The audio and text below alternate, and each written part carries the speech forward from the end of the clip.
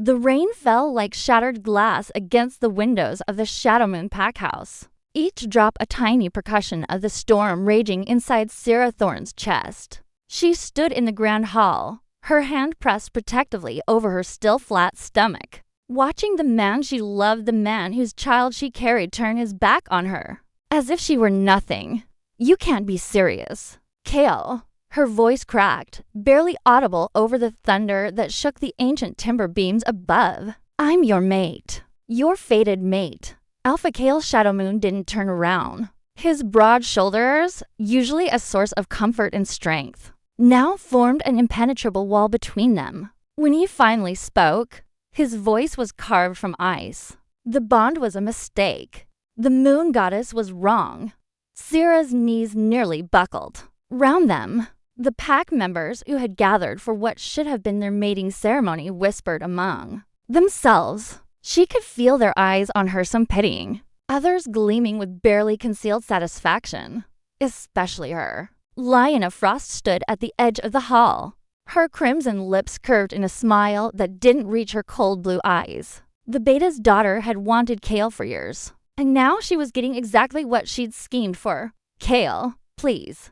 Sarah took a step forward, her hand outstretched. "At least look at me. Let me explain about the prophecy." "There is no prophecy." He spun around then, and Sarah stumbled backward at the fury in his golden eyes. "There's only what's best for this pack. And you, a human with no power, no lineage, no strength, you are not what we need." The words landed like physical blows. Sarah had spent 6 months learning their ways, adapting to a world she'd never known existed. She'd given up her life in the city, her career, her family's trust, all because the mate bond had sung through her veins like destiny itself the moment she'd locked eyes with Kale Shadowmoon in that Seattle coffee shop. "But the baby," she whispered, "there is no baby."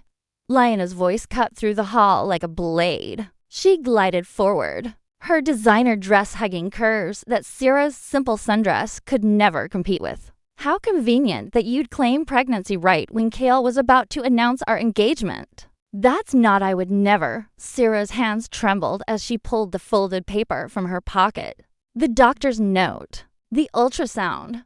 Proof." "I have." Kale's hand shot out, knocking the papers from her grip. They scattered across the polished floor like fallen leaves. "Enough. I, Alpha Kale Shadowmoon, reject you, Sarah Thorne, as my mate and future Luna of the Shadowmoon pack." The words crashed over her like a tidal wave. The mate bond, that golden thread that had connected them for months, suddenly snapped. Sarah screamed, falling to her knees as agony unlike anything she'd ever known tore through her chest. It felt like her heart was being ripped out through her ribcage, still beating. Through the haze of pain, she heard Liona's satisfied laugh, felt Kel's retreating footsteps shake the floor, saw the pack members turn away, one by one, until she was alone on the cold ground, gasping for air that wouldn't come. "Get up." Something whispered in her mind, a voice that wasn't her own, older, vast, layered with power. "Get up, child. This is not your end." Sarah didn't know how long she lay there. Minutes. Hours. The storm outside had quieted to a steady rain by the time she finally pushed herself to her feet. Her legs shook. Her chest felt hollow, carved out. But beneath the pain, something else was stirring. Rage. She gathered the scattered papers with mechanical precision, smoothing them carefully before tucking them back into her pocket. The ultrasound image showed a tiny flutter barely visible. But there, her hand went to her stomach again, and she made a silent vow. "I will protect you, no matter what it takes." The pack house had emptied. They were probably all celebrating in the main den, toasting Kale and Liona's upcoming union. Sarah moved through the halls like a ghost, gathering her few belongings from the Luna's quarters she'd been meant to occupy. She'd never even unpacked completely, some part of her always sensing this might happen. As she descended the main staircase for the last time, she passed the portrait gallery generations of Shadowmoon Alphas staring down, with those distinctive golden eyes, At the end hung an empty frame, waiting for Kel's official portrait with his chosen Luna. Lioness' face would fill it now. Leaving so soon? Sarah froze. The voice came from the shadows beneath the staircase feminine, but not Lioness. An older woman emerged, her silver hair braided with what looked like moonstone beads. Sarah had seen her before, always at the edges of pack gatherings, never speaking. The pack elder, Mama Thea. "I'm not wanted here," Sarah said quietly. "I understand that now, do you?" Mama Thea moved closer, and Sarah noticed her eyes were clouded with cataracts, but somehow, Sarah felt seen more clearly than ever before. "Tell me, child, when you close your eyes, what do you see?" The question was odd enough to make Sarah pause. I don't understand. Close your eyes." Something in the old woman's voice compelled obedience. Sarah's eyelids fluttered shut, and immediately, images flooded her mind. The moon, full and silver, wolves running through ancient forests, and something else, symbols, glowing and strange, forming a circle around her. Around her and the baby. The prophecy, Mama Thea whispered, is not what Kale thinks. The moon goddess does not make mistakes, girl. She makes corrections.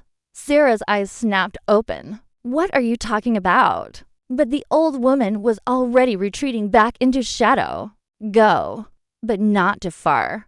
When the moon goddess calls you back, you must answer. And when you return," a smile crossed her weathered face. "Oh, when you return, little Luna, you will be everything they fear." Before Sarah could respond, voices echoed from the upper floor. Lioness' laugh, sharp and victorious. Kel's low rumble in response. Sarah's chest constricted again, the phantom pain of the severed bond still raw. She didn't wait to hear more. She pulled her coat tighter round herself and stepped out into the rain, leaving the Shadow Moon pack house and the only man she'd ever loved behind. The forest path was slick with mud, but Sarah walked steadily, her small bag clutched to her chest. With each step, the weight on her shoulders felt both heavier and somehow lighter. She had no plan, no destination, just the old woman's cryptic words echoing in her mind and a tiny life growing inside her. That had just become her entire world. Behind her, thunder rolled across the mountains. Ahead, in the distance, the moon broke through the clouds full, silver and watching. 3 months had passed since the rejection, and Sarah had learned that survival was less about strength and more about stubbornness. The small cottage she'd found on the outskirts of Pine Haven, human town 200 miles from Shadow Moon territory, was drafty and old, but it was hers. The rent was cheap enough that her meager savings from her old marketing job could stretch for a few more months. After that, she'd figure something out. She always did. Her hand rested on a small swell of her stomach as she stood at the kitchen window, watching snow begin to fall. For months along now, the morning sickness had finally eased, replaced by an exhaustion that seemed to seep into her very bones. The local human doctor said it was normal for a first pregnancy, but Sarah knew better. Nothing about carrying a shifter's child could be normal for a human woman. The baby moved sometimes small flutters that felt more like electric currents than kicks. And at night, when she dreamed, she saw things. Wolves running under moonlight, ancient symbols that glowed with silver fire, and always, always a woman's face, beautiful and terrible, with eyes like captured starlight. The moon goddess, Sarah thought. Though she couldn't explain how she knew, a sharp knock at the door made her jump, her hand instinctively moving protectively over her stomach. She wasn't expecting anyone. The townspeople had been kind but distant, and she'd made no real friends. Isolation felt safer than trust these days. The knock came again, more insistent. Sarah moved to the door slowly, peering through the frosted window. A man stood on her porch tall, broad-shouldered, with dark hair dampened by snow. Her heart lurched painfully. For one terrible, hopeful moment, she thought it was Cale. But when he turned his head, She saw the differences. This man's features were sharper, his jaw more angular, and his eyes, when they found hers through the glass, were a deep forest green rather than gold. He held up both hands in a gesture of peace. I'm not here to hurt you, Sarah Thorne. She froze. He knew her name, which meant he knew what she was running from. Go away, she called through the door, backing up a step. I don't want trouble. Neither do I. His voice was deep, but softer than she expected. But you're in danger, and whether you want to believe it or not, that baby you're carrying makes you a target for every power-hungry pack within 500 miles. Sierra's blood ran cold. How do you? I can smell it. The shifter bloodline. He lowered his hands but didn't move closer. Please. 5 minutes. That's all I'm asking. Every instinct screamed at her to refuse, to call the police, to run. But something in his eyes, a weariness that matched her own, made her hesitate. And beneath the fear, a tiny whisper of that strange voice she'd heard the night of her rejection. Listen. Against her better judgment, Sierra opened the door. Up close, the stranger was even more imposing. He had to be at least 6'4", with the kind of controlled power that marked him as someone dangerous. A shifter, definitely. But there was something else, a careful gentleness in the way he stayed on the porch, not crossing the threshold uninvited. My name is Dryas Silverclaw, he said. I'm from the Northwood Pack. Neutral territory. I'm what you might call a protector of lost cousins. Despite everything, Sarah almost smiled. Is that what I am? A lost cause? No. His expression was serious. You're something much more important. And Alpha Shadow Moon made a catastrophic mistake when he rejected you. The mention of Kel's name sent a phantom ache through her chest. The mate bond was gone, severed completely, but the grief remained. He made his choice, and I've made mine. I'm going to raise this baby alone, away from all of you. You can't. Darius finally stepped inside, and Sarah noticed he was careful to stay near the door. Giving her space, snow dusted his dark coat. Sarah, do you know what a moonless child is? She shook her head slowly. There's an old prophecy in shifter lore. Every few generations, a child is born under specific celestial alignment, one who carries the direct blessing of the moon. Goddess herself. They have power that transcends normal shifter abilities. The power to unite packs, or destroy them. Sarah's hand moved to her stomach again. You think my baby, the night you were rejected, there was a lunar eclipse, a blood moon. Darius's green eyes held hers steadily. And you survived a rejection that should have killed you. The severing of a fated mate bond is fatal for humans 99% of the time. But you're still standing, still carrying that child. That's not coincidence. The room felt too small suddenly. Sarah sank into the worn armchair by the fireplace, her mind racing. Why are you telling me this? Because Lionel Frost knows. Darius crouched down so they were at eye level. His voice urgent but kind. She's been researching the prophecy for years. Why do you think she maneuvered so carefully to break you and Kale apart? She doesn't want to be Luna. She wants to control the next generation of power. And if she can't have the moonless child as an ally, she'll eliminate the threat. Sarah finished, her voice hollow. Yes.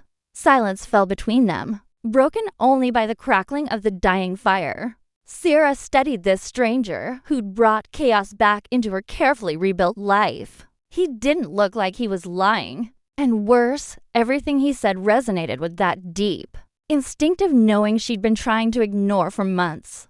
Even if this is all true, she said finally, what am I supposed to do? I'm human, powerless.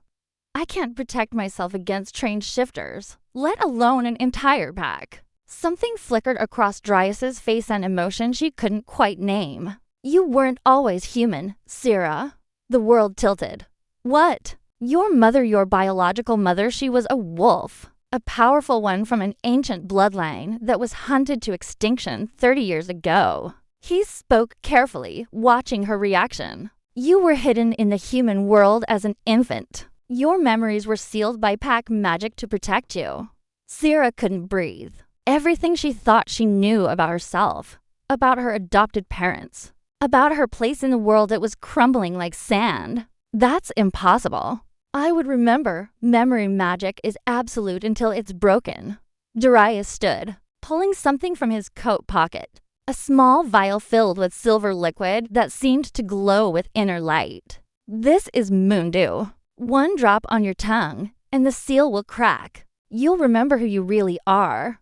He held it out to her. Sierra stared at the vial like it was a snake. If she took it, if she remembered, nothing would ever be the same. She could keep living in ignorance, raising her baby in the human world, pretending that prophecies and goddess-blessed children were just stories. But the baby moved inside her. That strange electric flutter. And she knew with absolute certainty that ignorance was no longer an option. Outside. The snow fell harder. Inside. Sierra Thorne reached for the vial. Chapter 3. The awakening moon dew tasted like starlight and snow cold, sweet, and impossibly ancient. The moment it touched Sierra's tongue, the world exploded into silver fire. She collapsed, but Darius caught her before she hit the floor, lowering her carefully onto the couch. His voice sounded distant, muffled. Just breathe through it. The memories will come in waves. Sierra couldn't respond. Her mind was fracturing and reforming simultaneously, like ice breaking and water rushing to fill the cracks. A woman with hair, like midnight, singing lullabies in a language Sierra suddenly understood. Her mother. Not the kind woman who'd raised her in Portland, but another mother one with golden eyes and a crescent moon birthmark on her shoulder. Running through forests on 4 legs now. That wasn't right. She was being carried by someone on 4 legs. The scent of pine and earth and home. Fire. Screaming. Her mother pressing her tiny body into a hollow tree. Whispering words that burned with power. Forget. Little moon child. Forget until you're strong enough to remember. Forget until. Darkness. Sierra gasped, her eyes snapping open. She was back in her cottage, lying on the couch with Darius watching her intently from the armchair. The fire had been rebuilt, crackling warmly. How much time had passed? 2 hours. Darius answered her unspoken question. You were under deep.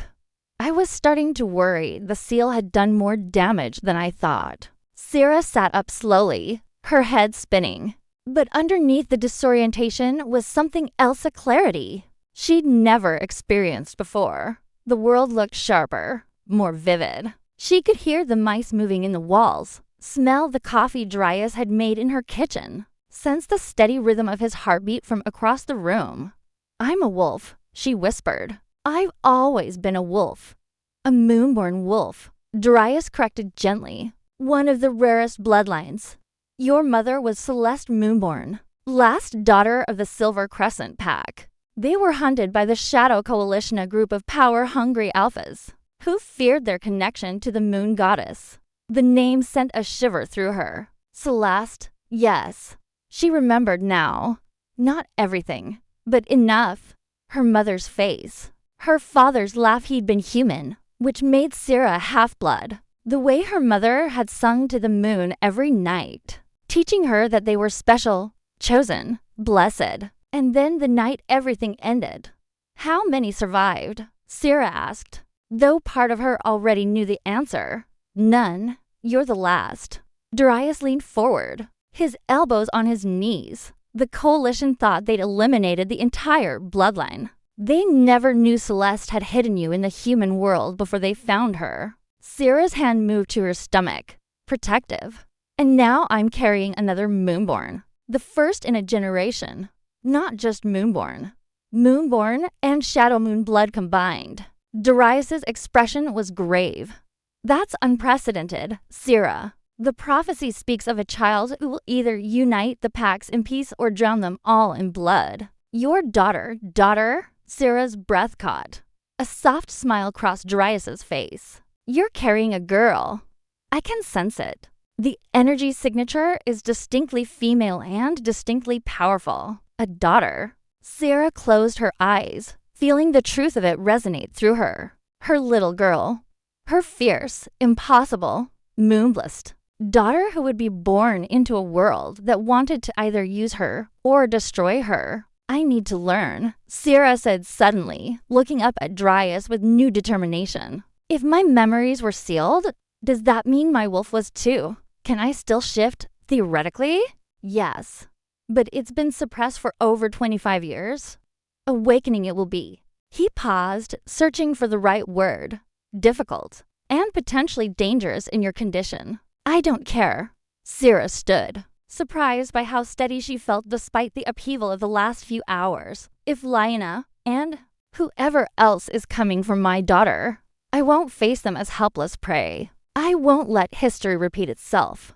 Darius studied her for a long moment, and she saw respect kindle in his green eyes. Your mother would be proud of you. The words hit harder than expected. Sierra turned away, blinking back sudden tears.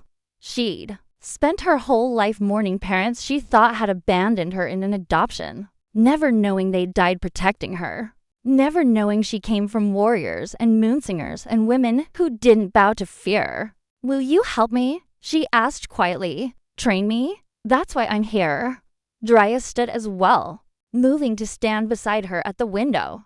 Outside, the snow had stopped, leaving everything crystalline and clean. The Northwood Pack has remained neutral in shifter politics for generations. We believe the old ways the moon goddess's ways are being forgotten in favor of power and territory. When I heard whispers of a rejected mate surviving and carrying a moonless child, I had two ends. Tyget. And now that you've found me, now I help you become what you were always meant to be. He turned to face her fully. Fair warning, I won't go easy on you just because you're pregnant. Motherhood doesn't make you fragile. It makes you dangerous. Sierra felt something fierce and wild unfurl in her chest, something that had been caged for too long. Good. When do we start? Tomorrow at dawn. Tonight, you rest. Your body needs to adjust to the memory restoration. Darius headed toward the door, then paused. One more thing, the mate bond between you and Caleb may be severed, but the baby still carries his bloodline. He'll be able to sense her once she's born, maybe even before. The mention of Kale sent that familiar ache through her chest, but it was duller now, more distant. Sierra wrapped her arms around herself. Let him sense her. By the time he realizes what he rejected, it'll be too late. She'll be mine, not his. Are you sure about that? Darius's expression was unreadable. Because fated mates are called that for a reason, Sierra. The bond can be rejected, but it can't be erased. Not completely. And when he finds out about the baby, he made his choice. Sierra interrupted, her voice hard. He chose Lyanna.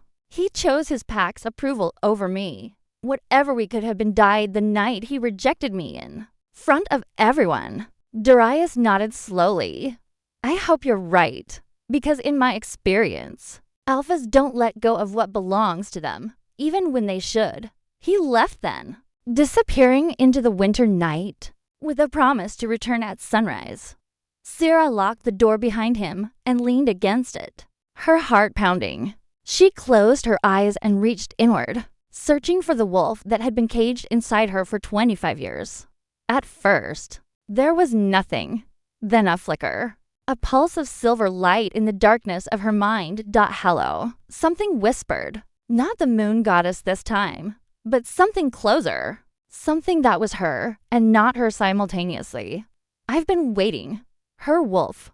Wild, powerful, and very, very angry about being locked away. Outside, clouds parted to reveal a crescent moon. Same shape as the birthmark Sierra now remembered on her mother's shoulder. The same birthmark she'd always had on her own. Chapter 4. The first shift 1. 311 words dawn came too quickly, and not quickly enough. Sierra had barely slept, her mind churning with memories that felt both foreign and intimately familiar. Every time she closed her eyes, she saw flashes of a life. She'd forgotten running through moonlit forests, her mother teaching her to howl, the warmth of pack bonds that had been severed too soon. And underneath it all, the constant awareness of her wolf, prowling restlessly beneath her skin like a caged animal finally sensing freedom. Darius arrived exactly at sunrise, carrying a large duffel bag and 2 cups of coffee from the town's only cafe. He looked disgustingly well-rested for someone who dropped a reality bomb on her the night before. "Couldn't sleep?" he asked, taking in her rumpled appearance with a knowing look. "Would you be able to?" Sarah accepted the coffee gratefully, inhaling the rich aroma. "I keep remembering things. Fragments. My mother used to take me to a lake there were fireflies, and she'd catch them in her palms. And they'd glow brighter round her, like they recognized what she was. Moonborn wolves have always had an affinity with nature's light bearers." Darius set his bag down and began unpacking clothes, water bottles, first aid supplies, fireflies, stars, bioluminescent algae.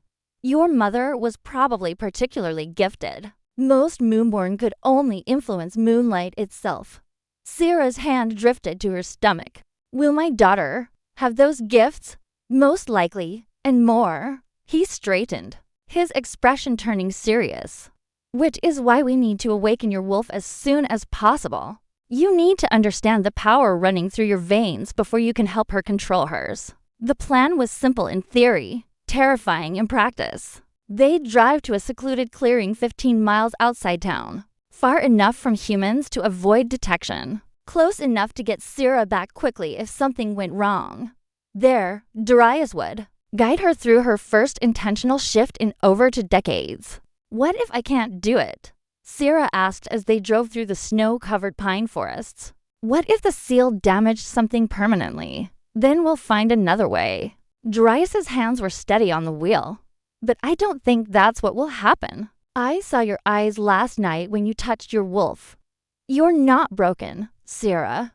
You're just dormant. There's a difference." The clearing was breathtaking, a perfect circle of ancient pines surrounding a space where snow had been blown clear, revealing dark earth and winter grass. The morning sun slanted through the trees in golden shafts, and Sarah could hear a stream bubbling somewhere nearby. "This is a sacred place," she said without knowing how she knew. "Old magic. Very old." Darius walked to the center of the clearing and knelt, pressing his palm to the ground. "Neutral territory, blessed by the moon goddess herself centuries ago. It's why I chose it. If your wolf is going to wake anywhere, it'll be here." Sarah joined him in the center, her heart hammering. She could feel something humming beneath the earth, a pulse of energy that resonated with the silver light she'd sensed inside herself. "What do I do?" "Close your eyes. Breathe." Darius's voice dropped into a lower register, soothing and commanding simultaneously. "Your wolf isn't separate from you, Sarah. She's not something you control or contain. She's you, in your truest form. The shift isn't about transformation, it's about remembering what you've always been." Sarah closed her eyes and tried to relax, but fear coiled tight in her chest. What if it hurt the baby? What if she lost control? What if... Stop thinking. Darius's hand touched her shoulder, warm through her jacket. "Feel. Listen. Your wolf is already speaking to you. You just need to stop drowning her out with human worry." She took a shaky breath and tried again. This time, instead of searching outward, she dove inward, down past the fear, past the grief of rejection, past the wall of human logic that insisted this was impossible. And there she found her. The wolf was magnificent. Silver white fur that seemed to shimmer with its own light, eyes that matched the crescent moon, paws that had run across more miles than Sarah's human mind could fathom. She was wild and wise and angry, pacing in the prison of flesh and forgotten magic. "Let me out," the wolf growled. Not a request, a demand. "I don't know how," Sarah admitted. "You do. You've always known. You just need to surrender." Surrender. The word terrified her. Sarah had spent 3 months learning to survive through controlling. Her grief, her fear, her desperate hope that Kale would come back. Letting go meant falling, and she didn't know if there would be anything to catch her. But then the baby moved that electric flutter, and Sarah understood. Her daughter would be born into a world of wolves and magic and ancient power. If Sarah couldn't even embrace her own nature, how could she teach her daughter to be fearless? Okay, she whispered to her wolf. Okay, I'm ready. The shift started like a whisper and ended like an earthquake. Pain exploded through every nerve as bones restructured, as muscles tore and reformed, as her human shape gave way to something older and infinitely more right. She heard herself scream, or maybe Hal couldn't tell the difference anymore. As fur erupted across her skin and her senses sharpened to impossible clarity. And then, suddenly, she was standing on 4 legs instead of 2. The world had changed. Colors were different, muted in some ways, enhanced in others. But the scents were overwhelming. She could smell Dryas's approval, tinged with surprise. Could track the rabbit that had crossed this clearing an hour ago.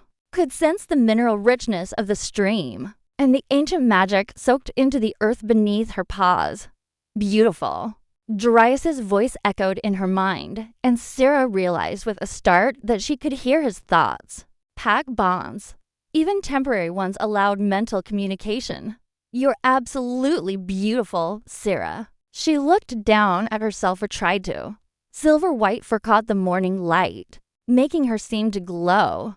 She was smaller than she expected, more elegant than powerful. But there was a core of strength in her wolf form that her human body had never possessed. And the baby, she could feel her daughter even more strongly now. A warm golden presence nestled safely inside, unharmed by the shift, thriving, even, as if the magic in Sarah's blood was feeding her. How do you feel? Dryas asked. He'd shifted to, she realized. A massive dark gray wolf with those distinctive green eyes stood a few feet away, giving her space. Sarah tested her new body, tentative steps, then bounding leaps. Everything felt simultaneously foreign and like coming home. She threw back her head and howled, the sound carrying across the forest with primal joy. Alive? She finally answered. For the first time in months, I feel alive. Good. Darius's wolf moved closer, his massive head lowering to touch his nose to hers, a gesture of respect between wolves. Because now the real training begins. And Sarah? When Kale eventually tracks you down, and I want him to see exactly what he rejected. Let him come, Sarah thought fiercely. Let them all come. The silver wolf and the gray stood together in the sacred clearing as the sun climbed higher. 2 warriors preparing for a battle that had already begun. Chapter 5. The shadow of Doubtkill Shadow Moon woke with a gasp. His hand clutching his chest where the mate bond had been severed 3 months ago. It was burning. Not the sharp agony of rejection. That had faded weeks ago, leaving only a dull, constant ache he'd learned to ignore. This was different. This felt like awakening. Like something dormant had suddenly roared back to life, demanding his attention. Kale? Lyanna's voice came from beside him, thick with sleep. Her hand reached for him across the silk sheets of his bed, the Luna's bed, though they hadn't officially completed the mating ceremony yet. What's wrong? He couldn't answer. His wolf was going insane inside him, clawing at his consciousness with a desperation he hadn't felt since the night he'd rejected Sarah. Images flashed through his mind, silver for gleaming in sunlight. A howl that made his soul ache. Eyes like captured moonlight staring back at him with recognition and rage. Sarah? Nothing. He lied, shoving himself out of bed and away from Lyanna's touch. Just a nightmare. Go back to sleep. But as he stood at the window of his chambers, staring out at the pre-dawn darkness blanketing Shadow Moon territory, Kale knew with absolute certainty that it hadn't been a nightmare. It had been awakening. And somehow, impossibly, he'd felt it through a bond that should no longer exist, 200 miles away. Sarah was learning that having a wolf was both a gift and a curse. The training sessions with Dryas had intensified over the past 2 weeks. Every morning at dawn, they'd drive to the sacred clearing and she'd shift, spending hours learning to control her wolf form, running, hunting, fighting. Darius was a patient but demanding teacher, pushing her harder each day. Again, he barked as Sarah stumbled during a combat drill. Even in wolf form, she could sense his frustration. "You're thinking too much. Let your instincts lead." "My instincts say to rest," Sarah shot back through their mental link. "I'm 5 months pregnant, Darius. I'm exhausted." His gray wolf's eyes softened marginally. 5-minute break. "Then we go again. You need to be able to defend yourself and the baby if when trouble comes." Sarah shifted back to human form, grateful for the spare clothes Darius always brought. Her body was changing rapidly now, not just from the pregnancy, but from the constant shifting and training. She was stronger, faster, more confident in her skin than she'd ever been. The morning sickness had been replaced by an almost supernatural vitality. But the exhaustion was real. Growing a moonless child while reawakening ancient wolf magic took a toll. Here, Darius, now human again, handed her a protein bar and water. He'd kept his distance these past weeks, professional, respectful, never crossing the invisible boundary between teacher and student. But Sarah had noticed things. The way his gaze lingered on her sometimes. The protective edge in his voice when they discussed potential threats. "You're staring," she said, taking a bite of the bar. "You're glowing." He didn't look away.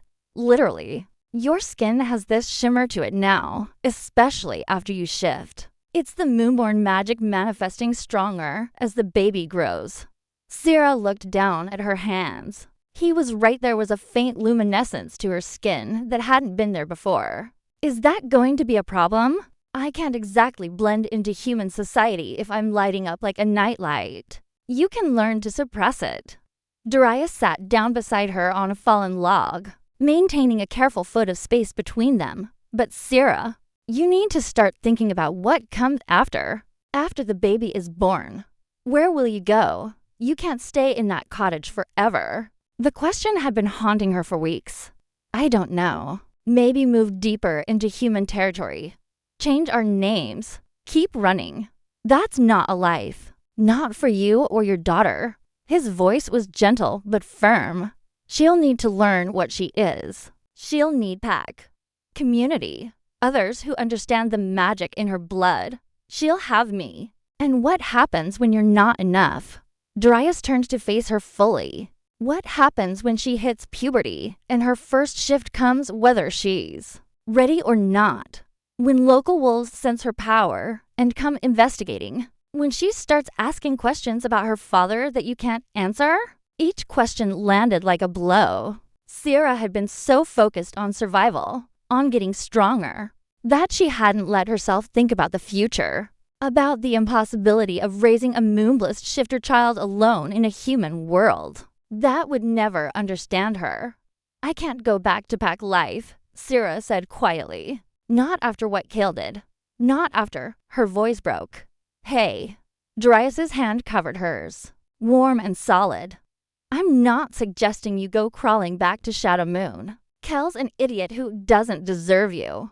But there are other packs.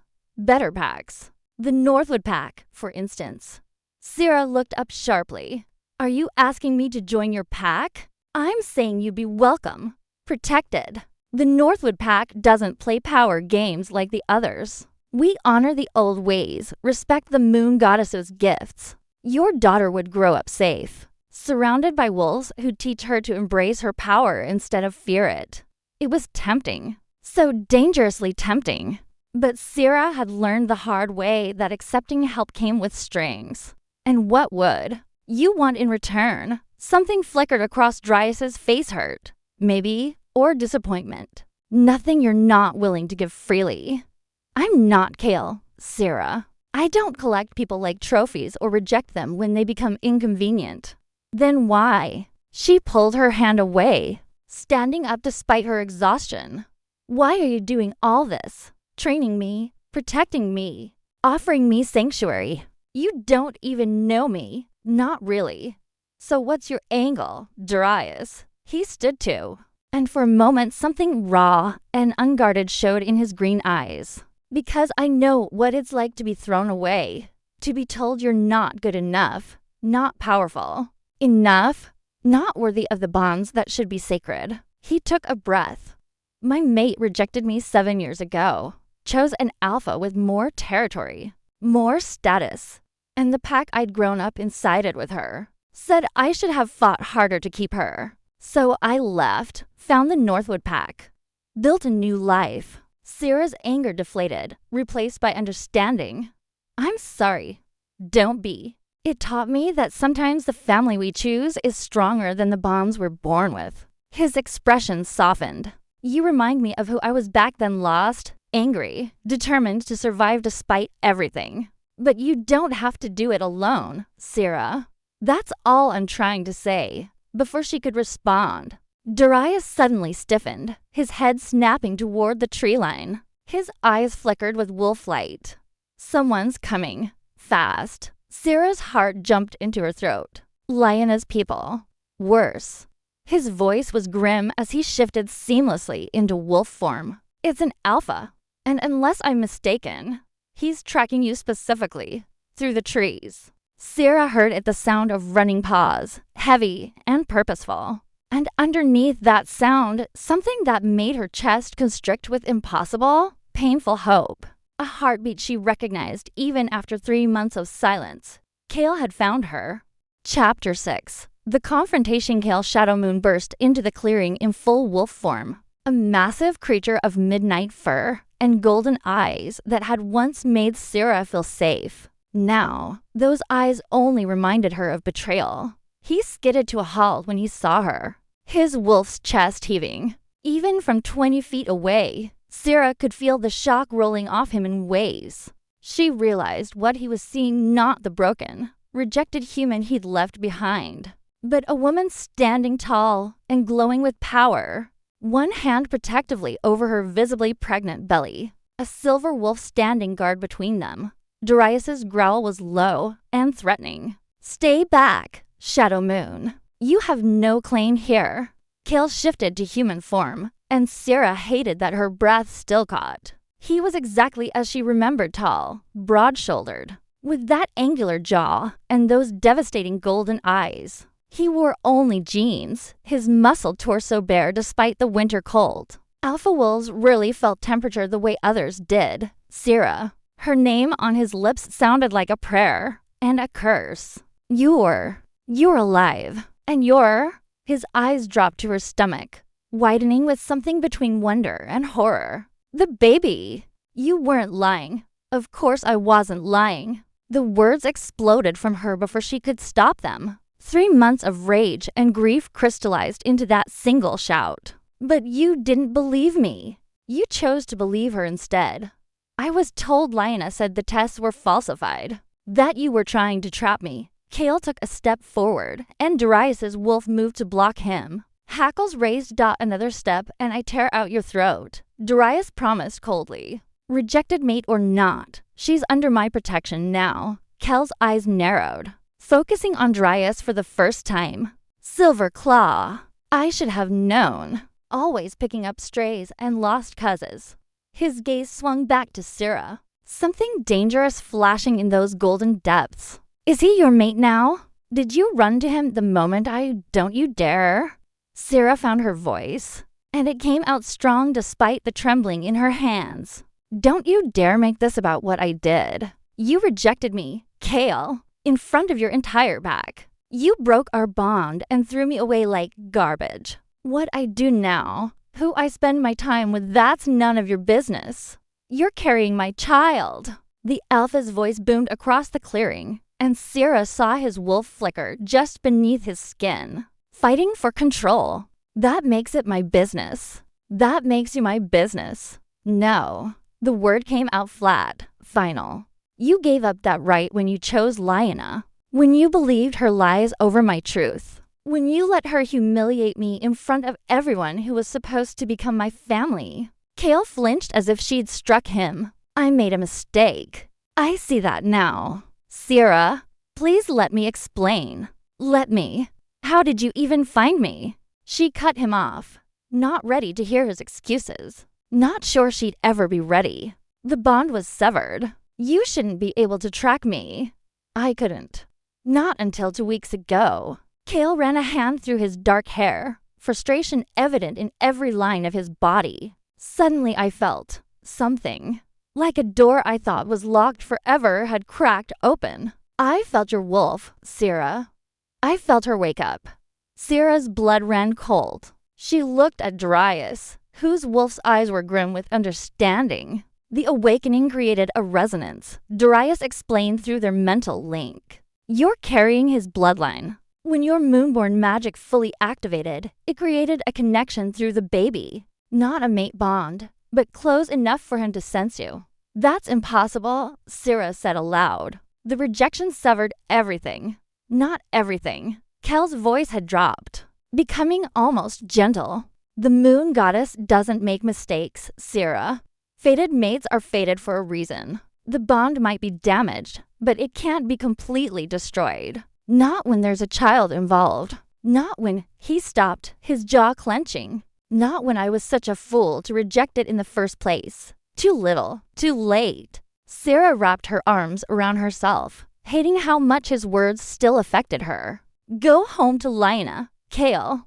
Live your perfect alpha life with your perfect Luna. My daughter, and I want nothing to do with you. Daughter? The word came out hoarse. Cale took another step forward, and this time even Darius's warning growl didn't stop him. We're having a daughter. I'm having a daughter. You're having nothing. Sierra, please. And there it was, the crack in his armor. Kel's voice broke, and when he looked at her, she saw genuine anguish in his golden eyes. I know I don't deserve your forgiveness. I know I destroyed everything we could have been. But that baby, our daughter, she deserves better than this. She deserves a father. She deserves a father who wouldn't have rejected her mother. Sierra's voice rose to a shout. She deserves a father who would have believed in us from the beginning. You didn't want us, Cale. You made that crystal clear. So why are you here? Guilt? Obligation? Or did Lina finally show her true colors and you're looking for a backup option? The direct hit landed. Kel's face went carefully blank, which told Sierra everything she needed to know. Oh my God. A bitter laugh escaped her. That's it, isn't it? Something happened with Lina. Let me guess, you found out she was lying about the pregnancy test? Or maybe you discovered she's been manipulating you all along. And now you come crawling back, expecting me to welcome you with open arms. It's not like that. Then what is it like? Sierra demanded. Because from where I'm standing, you only care about this baby now that it's convenient for you. Now that your precious political alliance with the Frost family isn't working out how you planned. Kel's face darkened. You don't understand the pressures of being an alpha. The decisions I have to make for the good of the pack. I understand that you're a coward. The words fell like stones between them. You were afraid of what your pack would think. Afraid of meeting with a human. Afraid of standing up for what the moon goddess herself chose for you. And I'm done being afraid because of your fear, Cale. I'm done shrinking myself to make you comfortable. Silence fell across the clearing. Even Darius had gone still, his wolf's eyes moving between Sierra and Cale with careful attention. Finally, Cale spoke, his voice raw. What can I do? Tell me what I can do to fix this. Nothing.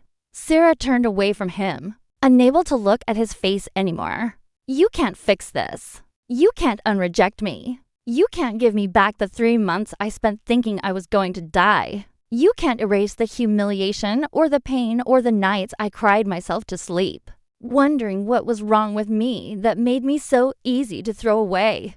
Sierra, go home. Cale. Her voice was tired now, empty of the rage that had fueled her moments before. If you ever cared about me at all, you'll go home and let me build a life without you. She felt rather than saw him shift back to wolf form. Felt his presence linger at the edge of the clearing, radiating confusion and pain and something else she refused to name. This isn't over. His voice echoed in her mind. Somehow he could still reach her, through whatever fractured connection remained. She's my daughter too, and I will not abandon her the way I abandoned you. Then he was gone, leaving only paw prints in the snow and the echoing ache in Sierra's chest. Chapter 7. Fractured loyalty. Sierra didn't cry until they were back at the cottage. She held it together during the drive, sitting rigid in Darius's truck while he maintained a respectful silence. Held it together as she unlocked her door with shaking hands. But the moment she was inside, the moment the door clicked shut behind her, the dam broke. She collapsed onto the worn couch, sobbing with a violence that shook her entire body. All the pain she'd been holding back for 3 months, the rejection, the loneliness, the grief came pouring out in great heaving gasps. And underneath it all, the terrible, treacherous hope that seeing Kale had sparked in her chest. The hope she desperately wanted to extinguish, but couldn't. Warm arms wrapped around her, and Sierra realized Darius had followed her inside. He pulled her against his chest, one hand cradling her head, the other rubbing soothing circles on her back. "Let it out," he murmured. "You've been strong for so long. It's okay to break."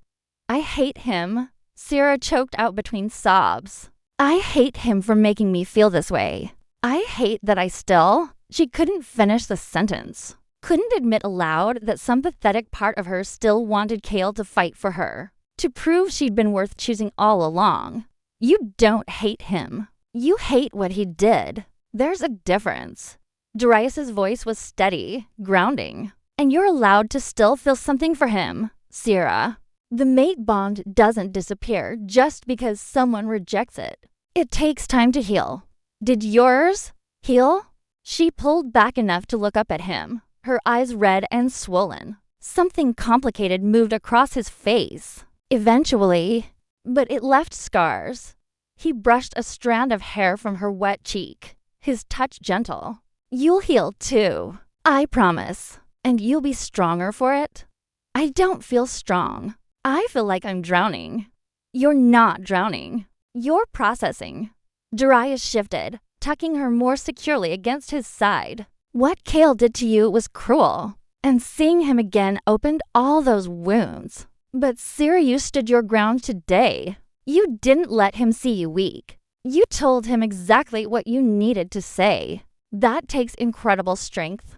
Sierra closed her eyes, exhausted. The baby was moving restlessly inside her, responding to her emotional turmoil. She placed a hand on her stomach, trying to send calming thoughts to her daughter. What if he tries to take her? When she's born, he's an alpha. He has power, resources, an entire pack. "What do I have? You have me." The words were simple, but the conviction behind them made Sierra's breath catch. "You have the Northwood pack, if you'll accept our protection. And you have something Kale doesn't, your daughter's trust. She's growing inside you, connected to your heartbeat, your emotions, your magic. The bond between mother and child is the strongest force in our world. No alpha, no matter how powerful, can break that." It should have sounded like empty reassurance. But the way Darius said it, with such absolute certainty, made Sierra believe him. They sat in comfortable silence for a while, Sierra's breathing gradually evening out. She became aware of how close they were, his chest warm against her cheek, his scent pine and winter air, and something uniquely him surrounding her. It would be so easy to let herself lean into this, into him. Darius had been everything Kale hadn't: patient, honest, present. But that thought brought its own complications. "Darius," she said quietly, "why are you really doing this? And don't say it's just because you know what rejection feels like." She felt him tense slightly. For a long moment, he didn't answer. Then, carefully, he said, "When I first sensed you felt the resonance of a moonborn wolf awakening, I thought it was my duty to investigate, to protect an endangered bloodline. That's what I told myself, anyway. And now, he took a breath. Now I'm starting to realize my motivations aren't as purely altruistic as I thought." Sierra's heart stuttered. She sat up, turning to face him fully. "What do you mean?" Darius met her gaze, his green eyes intense. "I mean that somewhere between teaching you to shift and watching you become the fierce, powerful woman you were always meant to be, I started caring about you. not as a responsibility or a cause. As you. Darius, I'm not asking for anything, he said quickly. I know you're still healing. I know your situation is complicated, and I would never take advantage of your vulnerability. But you asked for honesty, and I'm giving it to you. You matter to me, Sarah, more than you probably should. Sarah's mind reeled. She'd sensed something between them, the lingering looks, the careful way he maintained distance even as he clearly wanted to be closer. But hearing him say it aloud made it real, made it something she had to acknowledge and deal with. I can't, she whispered. Darius, I'm pregnant with another man's child. I'm broken and complicated, and you're not broken. He reached out, cupping her face gently. You're healing, and I'm not asking you to be anything other than what you are. I needed you to know. Because if Cale keeps pushing, keeps trying to work his way back into your life, I want you to know that you have choices. That there are wolves who see your worth without needing a rejection to wake them up to it. Tears welled in Sarah's eyes again, but these were different. Softer. You're a good man. I'm a man who knows what it's like to be someone's second choice.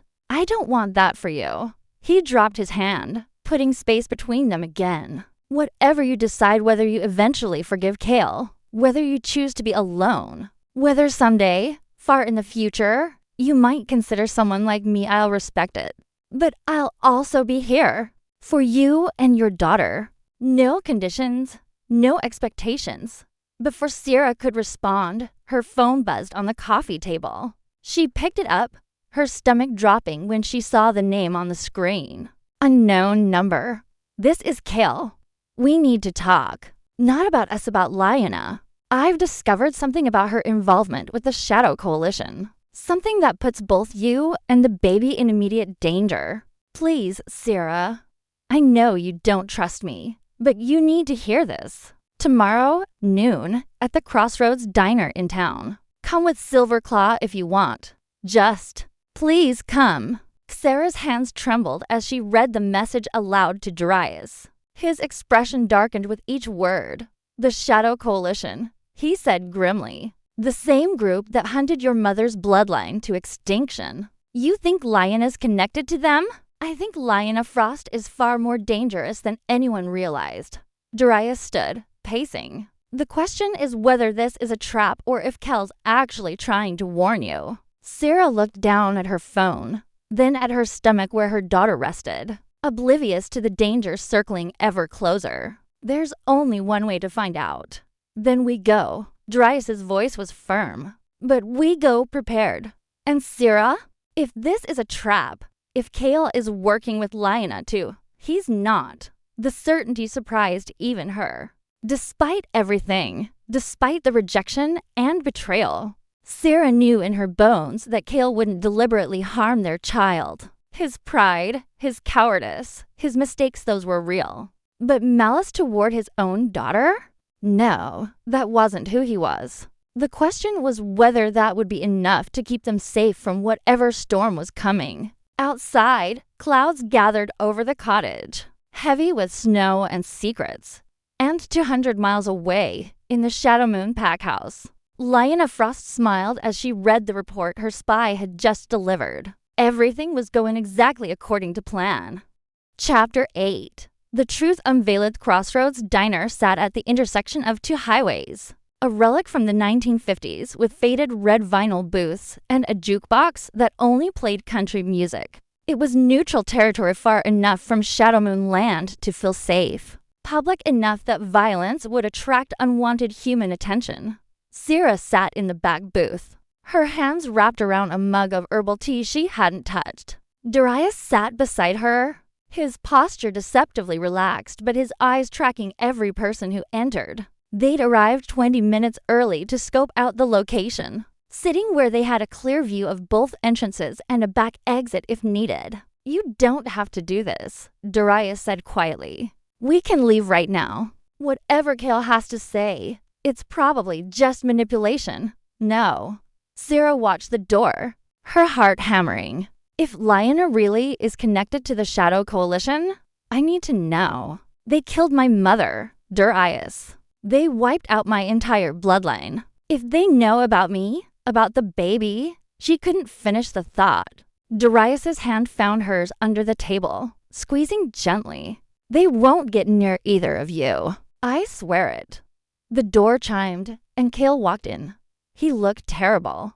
Dark circles shadowed his golden eyes. His jaw was covered in stubble, and his clothes, usually immaculate, were wrinkled like he'd slept in them. When his gaze found Sarah, something raw and desperate crossed his face. He slid into the booth across from them, his eyes briefly flickering to where Darius's hand held Sarah's before looking away. Thank you for coming. I wasn't sure you would.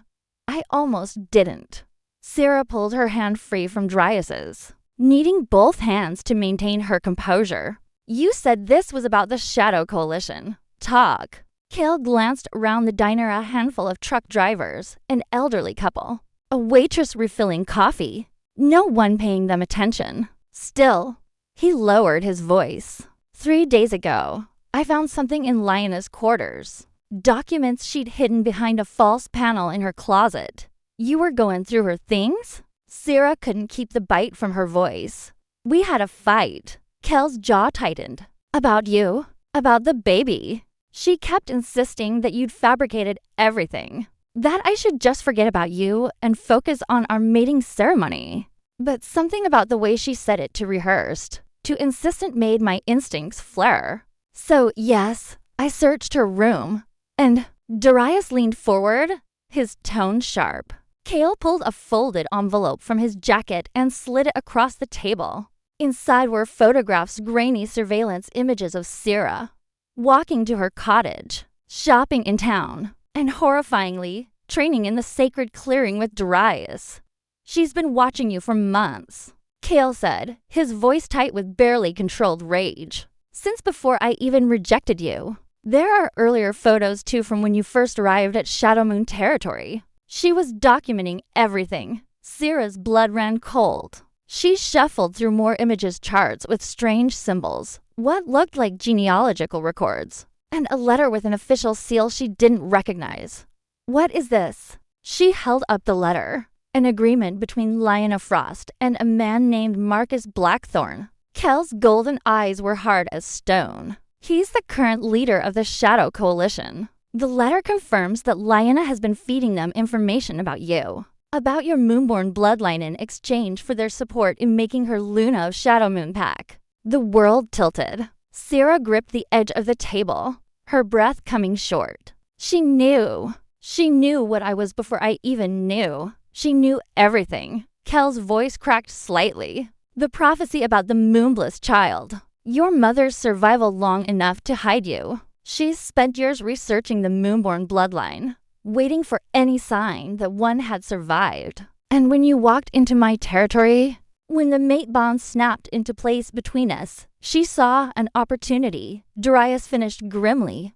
Get rid of you. Take your place as Luna. And deliver information about the last Moonborn wolf to the very people who want her bloodline extinct. What does Blackthorn get out of this? Cale met his eyes. Your daughter. The letter explicitly states that once the child is born, Lyanna will ensure she's transferred to Coalition custody for, he swallowed hard, for study and neutralization of her abilities.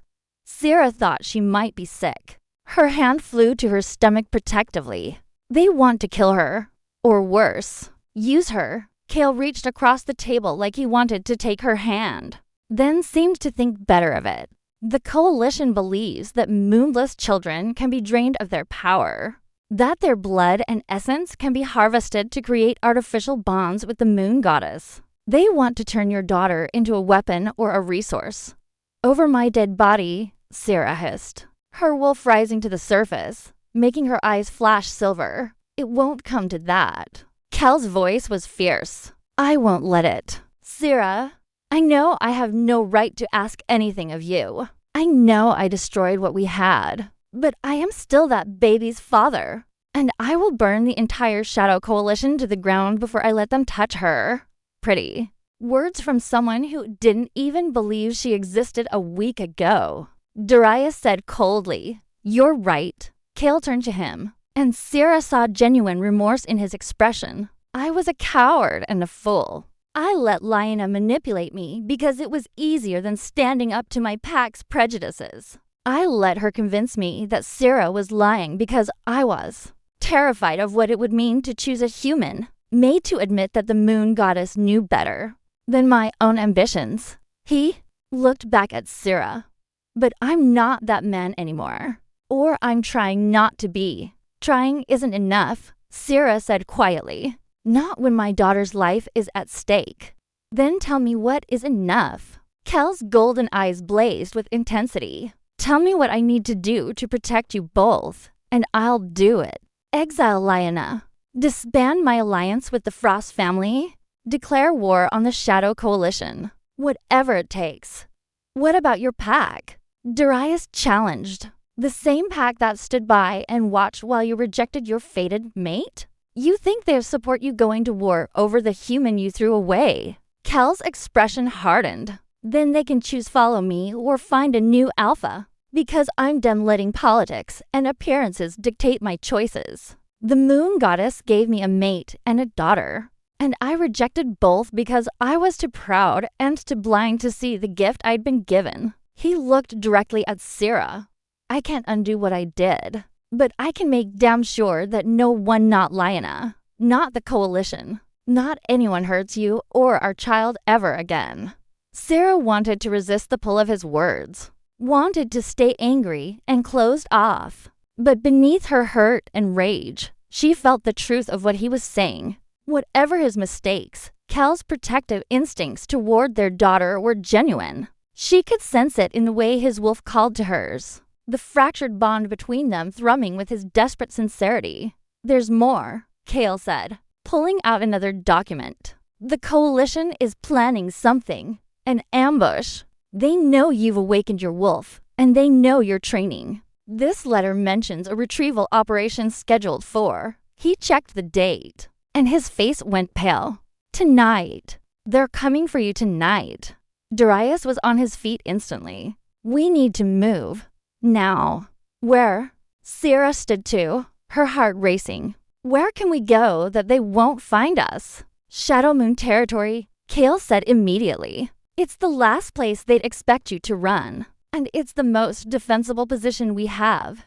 You're insane, Darius snapped. Take her back to the pack that humiliated her? That's your solution. It's not ideal, but it's safe. Kale stood as well, towering over the booth. My pack house has defenses the coalition can't breach. Magical wards, trained warriors, escape routes. And whatever my pack thinks of Sierra, they won't stand by while the Shadow Coalition attacks on our territory. It would be an act of war. Sierra looked between them to Darius, who'd saved her and trained her and offered her sanctuary with no strings attached. And Kale, who'd destroyed her but was now offering the protection of everything he had. Neither option felt safe, but their daughter's life depended on choosing correctly. We go to Shadow Moon, she said finally. Both men turned to stare at her. But not because I trust you, Kale, because right now, survival matters more than pride. And if the coalition shows up at your gates, you're going to stand in front of cameras and pack witnesses and acknowledge this child as yours. No more secrets. No more shame. You want to protect us? Then own us publicly. Kale didn't hesitate. Done. Chapter 9. The Seagith Shadow Moon Pack house looked different through Sierra's transformed eyes. Where she'd once seen grandeur and intimidation, she now saw strategic weaknesses, windows that could be breached, blind spots in the perimeter, the ancient wards that hummed with power, but showed cracks from age and neglect. Her moonborn instincts cataloged everything as Kel's truck pulled through the main gates. They're already watching, Darius murmured from the back seat, his eyes tracking the wolves who'd stopped to stare. This is going to get ugly. He wasn't wrong. As they exited the vehicle, pack members began emerging from buildings, some curious, others hostile. Sierra felt their eyes on her belly, heard the whispers that spread like wildfire. The rejected mate. She came back. She's pregnant? Is it his? Is it real this time? Kale moved to stand beside her. his alpha presence rolling out in ways that made the lesser wolves step back. Inside, now, we don't have time for spectacle. But before they could reach the main entrance, a familiar figure stepped into their path.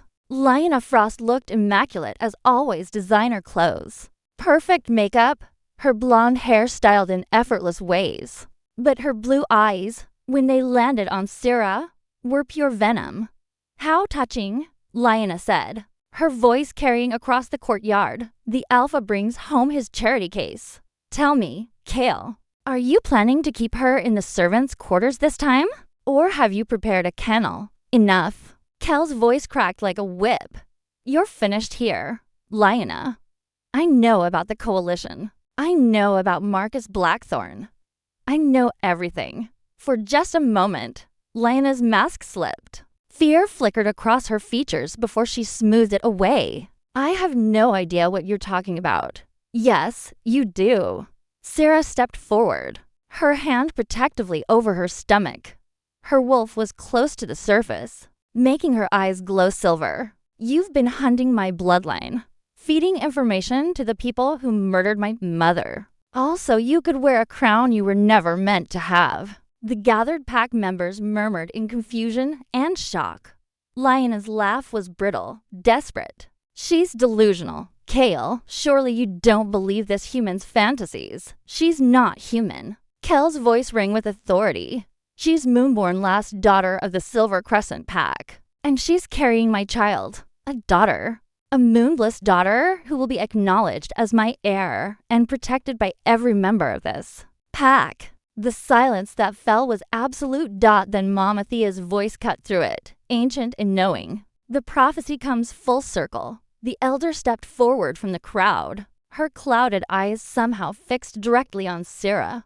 "The rejected Luna returns clothed in power. The alpha who turned away will bow before what he refused. And the child born of both moonlight and shadow will either save us all or watch us burn." "Enough riddles." Lyanna's composure shattered completely. "This is insane. You're going to throw away everything, our alliance, our future, for some pregnant mongrel and Silverclaw's pet project." "Watch your tongue," Darius growled, moving closer to Syrah. But Syrah held up a hand, stopping him. She walked toward Lyanna until they were face to face, her silver eyes meeting ice blue. "You lost," Syrah said quietly. "The moment you underestimated me. The moment you thought rejection would destroy me instead of making me stronger. You wanted me gone. Congratulations. You got your wish. But I came back as something you'll never be, chosen by the moon goddess herself." Lyanna's hand moved fast, reaching for something at her belt. A blade, silver and gleaming with unnatural light. Then the goddess chose wrong. She lunged, but Syrah's wolf was faster. She shifted in a heartbeat, bones and muscles flowing like water, her silver form intercepting Lyanna's strike. The blade caught her shoulder instead of her heart, and Syrah's howl of pain and fury echoed across the pack house grounds. Chaos erupted. Darius shifted instantly, his massive gray wolf lunging for Lyanna. Kel's roar of rage shook the very foundations as he transformed, his midnight wolf twice the size of any other, alpha power radiating from every fiber. But the blade had done its work. Syrah felt poison spreading from the wound, not ordinary silver, but something worse. Something that made her vision blur and her legs buckle through the haze of pain. She heard Lyanna's triumphant laugh. "Moon's bane," Lyanna crowed, "forged specifically to kill. Moonborn wolves. You should have stayed hidden, little Luna. Now you'll die, and your abomination will die with you." "No." The word thundered through Syrah's mind, not her voice, but something vast and ancient. "Not today. Not ever." Power exploded from Syrah's core silver. Light so bright it forced everyone to shield their eyes. The poison burning through her veins met something stronger, something older. Her daughter's magic, awakened by threat, combined with the moon goddess's blessing that had always been her birthright. When the light faded, Syrah stood in human form. Again, her hand pressed to her shoulder where the wound was already healing. But she wasn't alone anymore. Translucent figures surrounded her warriors of the Silver Crescent Pack, called forth by her blood and her need. Her mother stood at her right hand, ethereal and beautiful and fierce. Lion of Frost, Sarah's voice rang with dual tones her own and the echo of generations. You spilled moonborn blood on sacred ground. You threatened a moonbless child. The moon goddess finds you unworthy. The coalition will finish what I started. Lioness screamed, backing away. They're already here. The wards are failing. You're all going to... She didn't finish. Mama Thea moved faster than her ancient frame should allow, pressing her hand to Lioness' forehead. The beta's daughter collapsed, unconscious. The girl speaks truth, Mama Thea said grimly. I feel them. The coalition breaches our borders. As if summoned by her words, howls erupted from the forest, dozens of them, moving fast toward the pack house. The Shadow Coalition had arrived. Kale shifted back to human form, immediately barking orders. Warriors to the perimeter, elders and young inside the inner sanctum. Darius, I'm with Sarah, Darius said, already at her side. Good. Kel's golden eyes met Sarah's silver ones. Whatever happens out there, whatever I have to do, promise me you'll protect our daughter. I don't need your permission to protect my child, Sarah replied. But then she saw at the bone deep terror in his expression, the love he'd been too proud to show before. She softened slightly. But yes, I promise. And Kale, don't die stupidly trying to prove you're worthy. We've already established you're an idiot. You don't need to demonstrate further. Despite everything the approaching army, the poison still burning through her system, the weight of prophecy pressing down, Kale almost smiled. I'll do my best. The first coalition wolves burst through the tree line. The battle for Shadow Moon had begun.